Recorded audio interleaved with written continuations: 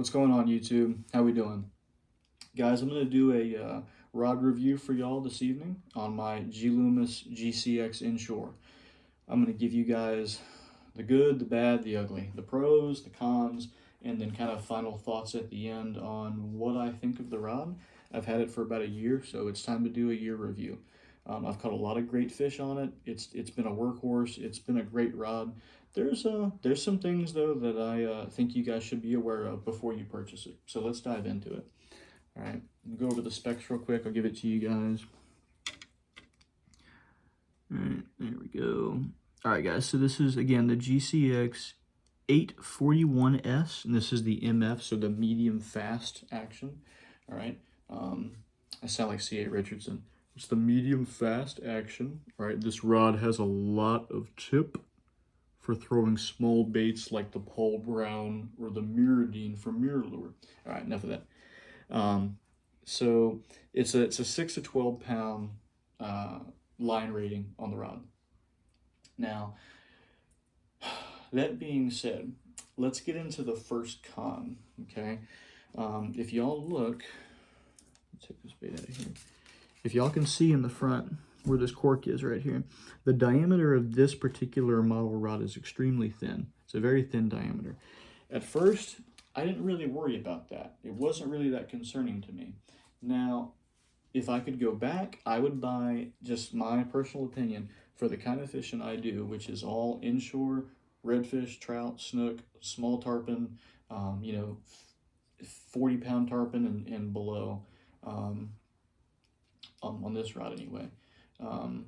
But yeah, mainly inshore stuff is what I do, okay? Wading flats, wading docks, paddleboarding, kayaking. In my opinion, I would go the next size up, okay? The next line rating up, which is, I believe, is the 8 to 14, and it is the medium moderate action. So it's similar to a medium heavy. That's what I would go with if I could go back and redo it. Obviously, can't do that, so it is what it is. I will say this about G-Loomis. I love their rods. I've been using G-Loomis for a very long time. There's just something, when it comes to their saltwater line, when it comes to their inshore rods, their actions are just a little off. Like I said, this is a medium action, okay? It fishes like a medium light. All right, that being said, it's very sensitive, but the backbone on it is just a little less than what I want. For me, for my applications. Okay, if you look at the bend in the rod, okay, this rod is probably like a 60-40 bend, if that makes sense. So 60% of the bend is all up in here. You've got your last 40% being your backbone down here. I mean, you've got a nice quick tip, which I like, okay, especially throwing soft plastics. This rod too, by the way, will sling a spook a country mile. I'm talking like 70, 80 yards, right? But like I said, this rod bends very far into the blank before you hit your backbone. Okay, now that can be good and bad. All right. Great rod if you're fishing open flats. If you're fishing, someone that likes to fish the beaches in the summertime for snook, great rod for that. If you're fishing around docks, it can be a little challenging. Okay. This is not the rod you're looking for. If you get thumped and you blow up on a big snook and you think you're going to try and tighten your drag and horse that fish out with this rod, it ain't going to happen. All right, something's going to break. Okay. The way you land giant snook around structure or giant big redfish around structure on a rod like this, okay, like I said, you get the thump, you set the hook, that fish sits there for a second, jerks his head back down, takes off around the dock, you open your bail and you walk onto the dock and you go get him. That's what you have to do with this rod. Okay, if you're fishing the flats, redfish, trout, snook, flounder, throwing light jigs, light artificials, like here I've got a little 1/8 ounce NLBN paddle tail, little 3-inch bait. Perfect little bait for skipping under mangroves, skipping under docks, fishing potholes on the flats.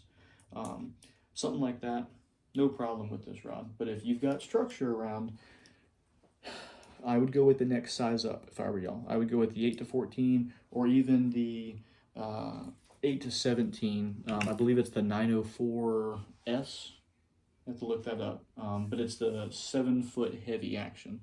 That rod fishes more like a medium heavy. Okay. The next con we'll get into is, I'm going to say, the grip, the handle, if you will. Okay. So the cork, it's high quality cork. Okay. It is not the grade A cork. Okay. This is not the same cork that you're going to find on your NRXs. Okay. Or even your GLXs. This rod is a little lower grade, right? Or I'm sorry, this cork is a little lower grade. It is what it is, guys. I'm not that incredibly particular about it. I don't have to have pristine, gorgeous cork. I'm not one of those guys that seals the cork so it doesn't get any kind of wear and tear on it. Guys, I like, you know, after that salt water hits that cork a bit, it darkens it up like this. You know, I like it, gives it some character, okay? You got to remember, for me, these rods are tools, okay? If you go in my garage right now, you're going to see a whole bunch of tools, and they're not all beautiful and shiny and pristine. They've got wear on them, they've got rough spots on them, they've got, you know, got some wear and tear on them, all right? They got some use. That's what I like to see. So, again, you know, the cork isn't grade A cork. It's okay. It's not the best, right? The reel seat, it's pretty comfortable. It's just your regular Fuji graphite reel seat. It's a pretty comfortable reel seat. It's not too bad. The way they made this here, if y'all can maybe see on the video, there's just the smallest little bit of a palm swell right here. Just a small little bit where right in the notch in your palm. Very comfortable. I hold this rod, usually all my spinning rods, I hold them just like this. So between my pinky finger and my ring finger, I hold them just like that. Okay. If I fight a fish for a long time, sometimes I'll end up just bringing all my hands up there like that, or all my fingers up there. But I will say this when it comes to fishing this rod. Okay. And again, guys, this doesn't really bother me. I've been fishing like this and dealing with this for most of my life. It's just something I think you guys should be aware of, okay? When you're gripping the rod like this, okay, when you're fighting fish, there is a lot of pressure that gets put on your pinky right there, okay? After a little while, all right, after slinging this around all day long and skipping docks and throwing artificials, after fighting fish all day, it will get uncomfortable. Your pinky, the top of your pinky finger will start to hurt, right? It is what it is. I don't care about it. I've gotten used to it, you know, but just thought you guys should know, okay? You know, it's just part of the deal, okay? Not really so much a con about the rod. I guess it's more about how I would grip the reel, but anyway. The last thing I'm going to talk about, guys, is the guides, okay? The guides are not bad, okay? I don't have a problem with the components they use for the guides. Me, personally, I like rods to look good. I like rods that are very aesthetically pleasing to the eye, if you will, right? I like them to look you know, not pretty, but I like them to look good, okay?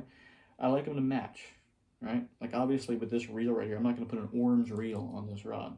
I'm going to put something silver like this. I'll put something, you know, blue like a twin power, black, right? Something like that. When it comes to the guide wraps, okay, they use these really pretty seafoam guide wraps here on your front guide and then right here, okay? The rest of the blank, the guide wraps are black. Me personally, I would have loved to have seen them do seafoam wraps all the way up the rod, all the way up the blank. I think that would have looked great. Just my 2 cents. Again, take it for what it's worth, okay? Anybody that's ever had the old NRXs, the ones that came out in like 2012, all of those have those real pretty blue teal wraps all the way up the rod. It's a gorgeous rod.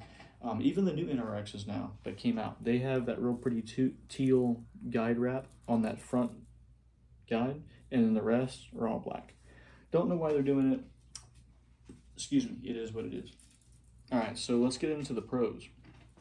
Pros of this rod, extremely sensitive. If you're throwing light baits, soft plastics, if you're throwing, you know, 16th ounce 1/8 ounce. Brother, this is the rod for you. It's a great rod. Okay, if you're throwing Miradines, like the small, mirror lure bait fish pattern, great rod for that. The mirror glass, which is another small suspending twitch bait, awesome rod. Okay, this rod throws soft plastics and topwater plugs extremely well. Like I said, this will sling a Spook Junior a country mile. All right, great rod for artificial inshore applications. Very, very sensitive tip. Like I said, you've got like that real quick tip. Anyway, you got that real quick tip like that. Okay, I enjoy that. I like the fact that I can reel down and twitch and feel just the slight, especially with braided line, feel just the slightest little bump, slightest little nick. Sometimes, guys, I promise you, I feel like I can feel this little bait going through the grass. It is amazing. So extremely sensitive rod, number one. Number two, for the money, for the price point, okay, I feel like this rod definitely holds its value, okay. I've had this rod for over a year. I fish it. I baby my gear, guys. I always have. I always will. I really baby my rods and reels. When I bring them home, throw them in the shower, put a little water on them. That's just what I do. It's what works for me. And my rods and reels have been smooth for years. I've had any issues with them. Nothing seizing up. Nothing getting corroded. Even on the on the rare occasion one of my reels gets dumped, same thing. Take it home, wash it off, take care of it, and never had any issues. But as far as the rod goes, like I said, I've had it for about a year now. No problems with it. And I've put it through the ringer. I've fished it almost every day. Not a single problem. Nothing's broken. All the guides, if you look at every single guide, all the guides are still nice and straight. Okay, nothing's bent, nothing's coming off. All of the guide wraps are still nice and intact. Okay, it's holding up to its name. All right, G-Loomis makes a great rod. They hold their value extremely well. The components, okay, are good components. They're not. This rod is not an NRX inshore. Okay, this is not the top of the line rod from G-Loomis, but this is the I would say the good intermediate level rod from Loomis. Okay, be looking out to though in the next month or so. I'm gonna have a review up of the G-Loomis NRX inshore, so looking forward to that. But yeah, guys, just wanted to give y'all my personal opinions on this rod. Before you go buy it, I would recommend going to a store, picking up a couple of the GCX inshores and just feeling them out. Like I said, bend the rod tip over on the ground, check the action, just see if it's really what you're looking for. Make sure that you get the right action, make sure you get the right power, whether you're looking for a medium action, a medium heavy, a heavy. Like I said, if I could go back and buy a different version of this rod, I would have bought the next size up, so the 8 to 14 as opposed to the 6 to 12. This rod is just a little too light. It gets the job done. Like I said, I've caught some big snook on it. I've caught a 46.5-inch snook on it, my personal best on the East Coast last year, under a dock, believe it or not. Yeah, it's a great rod. Okay, it does the job for me. But like I said, I will say my biggest disappointment would be the action rating. G-Loomis on their freshwater stuff is like they're spot on their freshwater side with the actions. The heavy action is a heavy action. The medium heavy is a medium heavy. The medium is a medium. The medium light, and so on. The inshore stuff that they do, their saltwater line, it just seems like the actions are just like one level off. The medium lights are more of a light. The medium is more of a medium light. The medium heavy is more of a medium. So, looking back now, knowing that, make sure, guys, if y'all want something for inshore fishing, redfish, trout, snook, small tarpon, flounder, peacock bass, all right? Any kind of game fish that's in the inshore areas of Florida or, you know, the coast, make sure that you look into the GCX inshore line. Just make sure, go to a store, pick them up, feel them out before you buy them, all right? Guys, hope you guys enjoyed this review. Like I said, I kind of tried to dive in a little bit of everything with them. I haven't seen a ton of reviews on this rod on YouTube. Florida Flatsmaster just put up a review of his not too long ago. He also put up another one of him comparing this rod to another big brand rod, St. Croix.